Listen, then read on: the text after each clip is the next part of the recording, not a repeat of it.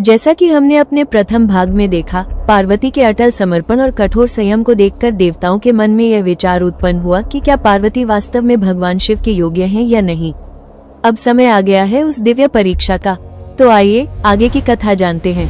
कथा शुरू होने से पहले एक विनम्र निवेदन है, कृपया हमारे पेज को फॉलो करना न भूलें और यदि यह पावन कथा आपको पसंद आए तो एक लाइक अवश्य करें।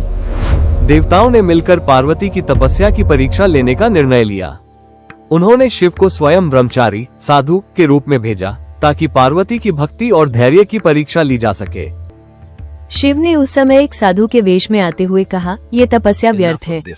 तुम किसी ऐसे देवता के लिए अपने शरीर और जीवन को कष्ट दे रही हो जो तुम्हें कभी नहीं जानता। तुम्हारा ये तपस्या केवल अहंकार और भ्रांति से प्रेरित है।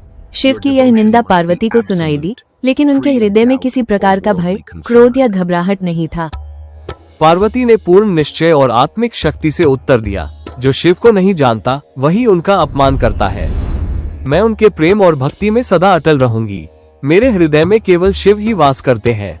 संसार की निंदा या प्रशंसा मुझे विचलित नहीं कर सकती। पार्वती के इस अडिग विश्वास और भक्ति भाव को देखकर भगवान शिव अत्यंत प्रसन्न हुए।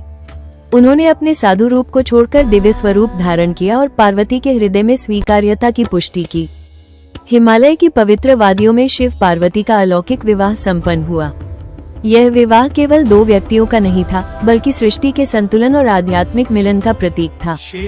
कन्यादान करता भगवान विष्णु बने, जिन्होंने पार्वती को शिव के चरणों में सौंपा। विवाह की पूजा और संस्कार का नेतृत्व ब्रह्मा ने किया, जिससे ये शादी पूरी तरह से दिव्य और पवित्र हुई।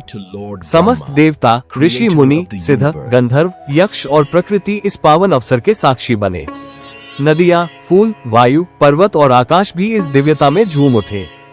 ये पावन कथा आपको कैसी लगी? कृपया अपनी भावनाएं और विचार हमें कमेंट में अवश्य बताइए। आपका एक शब्द भी हमारे लिए आशीर्वाद के समान है।